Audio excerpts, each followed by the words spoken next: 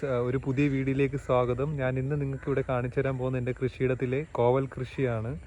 ഞാൻ എങ്ങനെയാണ് ഇവിടെ കോവൽ കൃഷി ചെയ്യുന്നത്, അതിൻ്റെ രീതികളെല്ലാം ഞാൻ ഈ വീഡിയോയിലൂടെ നിങ്ങൾക്ക് കാണിച്ചു തരുന്നതാണ്. ഞാനിവിടെ ഏകദേശം ഒരു 3 സെൻറ്റ് സ്ഥലത്താണ് ഇവിടെ കോവൽ കൃഷി ചെയ്യുന്നത്.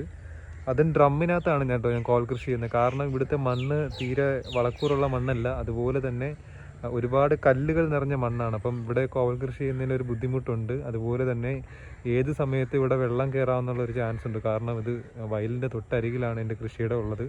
അപ്പം വെള്ളം കയറിക്കഴിഞ്ഞാൽ നമ്മുടെ കൃഷിയൊക്കെ നശിച്ചു പോകും. അതുകൊണ്ട് ഇച്ചിരി മണ്ണിൽ നിന്ന് ഇച്ചിരി ഉയർത്തി ഡ്രമ്മിനകത്താണ് ഞാനിവിടെ കൃഷി ചെയ്തുകൊണ്ടിരിക്കുന്നത്. അപ്പോൾ ഇവിടെ എങ്ങനെയാണ് ഞാൻ ഈ കോവൽ കൃഷി ചെയ്യുന്നത് എന്നൊക്കെ ഞാൻ ഈ വീഡിയോയിലൂടെ കാണിച്ചു തരാം. എൻ്റെ പുറകിലുള്ളത് ഈ കോവൽ പടത്താനുള്ള പന്തലാണ് കേട്ടോ. അപ്പോൾ ഞാൻ ഈ കോവൽ നട്ട സമയത്ത് തന്നെ ഈ പന്തൽ ഒരുക്കിയിട്ടുണ്ടായിരുന്നു. അപ്പം ഞാൻ ആ വീഡിയോയിലേക്ക് കൊണ്ടുപോകാം എങ്ങനെയാണ് ഇവിടെ കോവൽ കൃഷി ചെയ്യുന്നത്. അപ്പോൾ ഇതേ കണക്ക് സാഹചര്യത്തിൽ കൃഷി ചെയ്യുന്ന ആൾക്കാർ കാണും, ഈ വെള്ളത്തിൻ്റെയും അതേ കണക്ക് തന്നെ മണ്ണിൻ്റെയൊക്കെ ബുദ്ധിമുട്ടുള്ളവർ. അപ്പോൾ എങ്ങനെ അവർക്കും കൃഷി ചെയ്യാമെന്നൊരു ഈ വീഡിയോയിലൂടെ ഞാൻ നിങ്ങൾക്ക് കാണിച്ചു തരാം. എങ്ങനെയായിരിക്കും നമുക്ക് ഈ വയൽ പ്രദേശങ്ങളായിരിക്കില്ലൊക്കെ എപ്പോൾ വേണമെങ്കിലും വെള്ളം കയറാൻ ചാൻസ് ഉള്ള പുരയിടങ്ങളിലൊക്കെ എങ്ങനെ നമുക്ക് ഇതുപോലുള്ള കൃഷികൾ ചെയ്യാമെന്നുള്ളത് ഞാൻ ഈ വീഡിയോയിലൂടെ കാണിച്ചു തരാം കേട്ടോ. അപ്പോൾ ഇതുപോലുള്ള ഏകദേശം ഒരു 70 ലിറ്റർ കപ്പാസിറ്റി ഉള്ള വലിയ ഡ്രമ്മുകളിലാണ് ഞാൻ ഈ കോവൽ പടത്തിയേക്കുന്നത്. ഇതേപോലുള്ള ഏകദേശം 3 ഡ്രമ്മിൽ ഞാൻ 2 കമ്പ് വെച്ചിട്ട് ഞാൻ കോവൽ നട്ടിട്ടുണ്ട്. അതിവിടെയുണ്ട്. ഇതിൽ നിന്ന് തന്നെ നമുക്ക് അത്യാവശ്യം നല്ല രീതിയിൽ വിളവ് കിട്ടുന്നതായിരിക്കും. അതുപോലെ തന്നെ പരീക്ഷണാർത്ഥത്തിൽ നമുക്ക് മഴയൊന്നും നമ്മളെ ബാധിച്ചില്ലെന്നുണ്ടെങ്കിൽ ഇതിൽ നിന്ന് നമുക്ക് വിളവ് കിട്ടും. ഞാൻ തറയിലും ഒരു 2 തണ്ട് നട്ട് വെച്ചിട്ടുണ്ട്. ഒരുപക്ഷെ ഇനി മഴയില്ല എന്നുണ്ടെന്നുണ്ടെങ്കിൽ നമുക്ക് ഇതിനകത്തുനിന്നും വിളവ് കിട്ടും. ഇതൊരു പരീക്ഷണാർത്ഥത്തിലാണ് ഞാനിവിടെ നട്ടേക്കുന്നത്. തറയിൽ 2-3 കമ്പ് അവിടെ ഇവിടെയൊക്കെ ആയിട്ട് ഞാൻ നട്ട് വെച്ചിട്ടുണ്ട്. പിന്നെ നിങ്ങൾക്ക് കാണാം ഇവിടെ മൊത്തം പുല്ല് പിടിച്ച് കിടക്കുവാണ്. ഇവിടെ കൃഷി ചെയ്യുന്നതിന് വളരെ ബുദ്ധിമുട്ടാണ്. കാരണം ഇവിടെ ഒരുപാട് കല്ലാണ് ഈ മണ്ണിനകത്ത്. അപ്പം ഭയങ്കര ബുദ്ധിമുട്ടാണ് ഇവിടെ കൃഷി ചെയ്യുന്നുണ്ട്. ഈ പുല്ല് എന്തായാലും ഞാൻ ഉടനെ തന്നെ എല്ലാം റിമൂവ് ചെയ്ത് കളയും. ഞാനിപ്പം ഈ പുല്ല് കരിക്കാനുള്ള മരുന്ന് അടിച്ചിരിക്കുന്നതുകൊണ്ടാണ് ഈ പുല്ലെല്ലാം കരിഞ്ഞ് കിടക്കുന്നത്. ഒരാളുടെ ഹൈറ്റിൽ ഇവിടെ പുല്ലുണ്ടായിരുന്നു. ഇപ്പോൾ എന്തായാലും നമ്മൾ ആ മരുന്ന് അടിച്ചതിന് ശേഷം ഇതെല്ലാം നല്ല രീതിയിൽ കരിഞ്ഞു പോയിട്ടുണ്ട്. ഉടനെ തന്നെ നമ്മളിതെല്ലാം റിമൂവ് ചെയ്ത് ക്ലീൻ ചെയ്യുന്നതായിരിക്കും. അത് കഴിഞ്ഞിട്ട് നമ്മൾ പിന്നെ എന്തെങ്കിലും ഒരു ഇടവിള പോലെ നമ്മളെന്തെങ്കിലും കുമ്പളങ്ങയോ അല്ലെങ്കിൽ മത്തങ്ങയോ ഒക്കെ ഇതിൻ്റെ താഴെ കൃഷി ചെയ്യാൻ വേണ്ടിയിട്ട് ഒരു പ്ലാനുണ്ട്. അപ്പോൾ ഇതാണ് എൻ്റെ കോവൽ കൃഷി. അപ്പോൾ ഈ ഡ്രമ്മുകളിനകത്താണ് കേട്ടോ ഞാൻ കോവൽ വളർത്തിക്കൊണ്ടിരിക്കുന്നത്. അപ്പോൾ ഈ ഡ്രമ്മിൽ നമ്മൾ മെയിനായിട്ട് നല്ല വളക്കൂറുള്ള മണ്ണ്, മണൽ, ചാണകം, എല്ലുപൊടി, പിന്നെ നമ്മൾ കരിയില കമ്പോസ്റ്റ് എന്നിവ നിറച്ചിട്ടാണ് ഇതിനകത്ത് ഞാൻ കോവൽ നട്ടേക്കുന്നത്. അപ്പം ഈ മണ്ണ് ഇപ്പം നല്ല രീതിയിൽ ഡ്രൈ ആവും നമുക്കറിയാൻ പറ്റുന്നുണ്ട്. ഇപ്പോൾ എന്തായാലും ഉടനെ തന്നെ ഇതിനൊരു പൊത ഇട്ട് കൊടുക്കേണ്ടി വരും. കാരണം ഇവിടെ നല്ല വെയിൽ കിട്ടുന്നൊരു സ്ഥലമാണ്. പിന്നെ നമ്മൾ ഈ ലിമിറ്റഡ് ഏരിയയിലാണ് നമ്മൾ ഈ കൃഷി ചെയ്യുന്നത്. ഈ ഡ്രമ്മിനുള്ളിലാണല്ലോ നമ്മൾ ചെടി നിൽക്കുന്നത്. അതുകൊണ്ട് മണ്ണ് ഡ്രൈ ആയി കഴിഞ്ഞാൽ പെട്ടെന്ന് ചെടീനെ അത് ബാധിക്കും. അതുകൊണ്ട് നമുക്ക് ഇതിനുടനെ തന്നെ പൊത ഇട്ട് കൊടുക്കേണ്ടതുണ്ട്.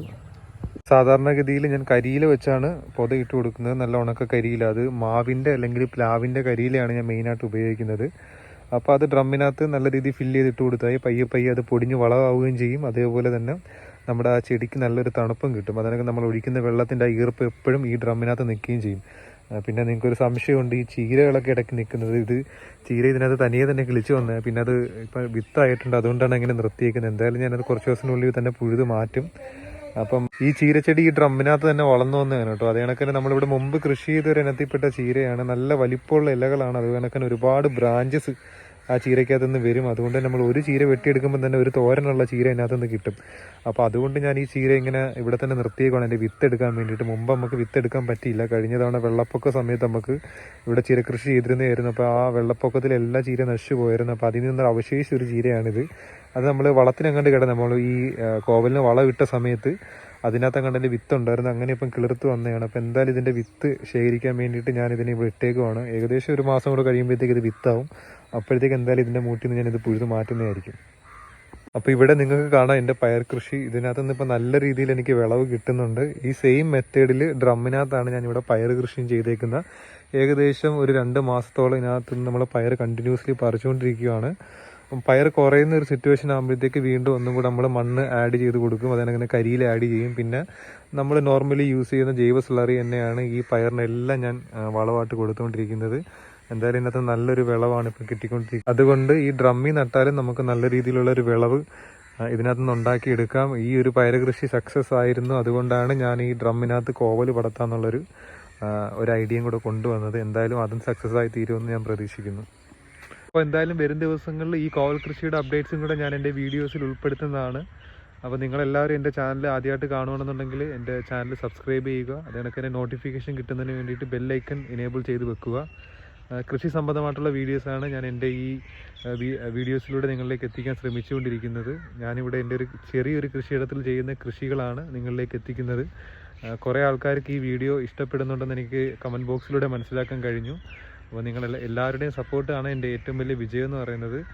അപ്പോൾ ഈ കൃഷി എങ്ങനെ ലാഭകരമാക്കാം, അല്ലെങ്കിൽ നമ്മുടെ മനസ്സിന് സന്തോഷമായിട്ട് എങ്ങനെ കൃഷി ചെയ്യാം എന്നൊക്കെ ഉള്ളൊരു വീഡിയോസാണ് ഞാൻ ഈ യൂട്യൂബ് ചാനൽ വഴി ഷെയർ ചെയ്തുകൊണ്ടിരിക്കുന്നത്. അപ്പോൾ നിങ്ങൾക്ക് എല്ലാവർക്കും എൻ്റെ വീഡിയോസ് ഇഷ്ടപ്പെടുന്നു എന്ന് ഞാൻ പ്രതീക്ഷിക്കുന്നു. അപ്പോൾ നല്ലൊരു വീഡിയോ ആയിട്ട് വീണ്ടും കാണാം.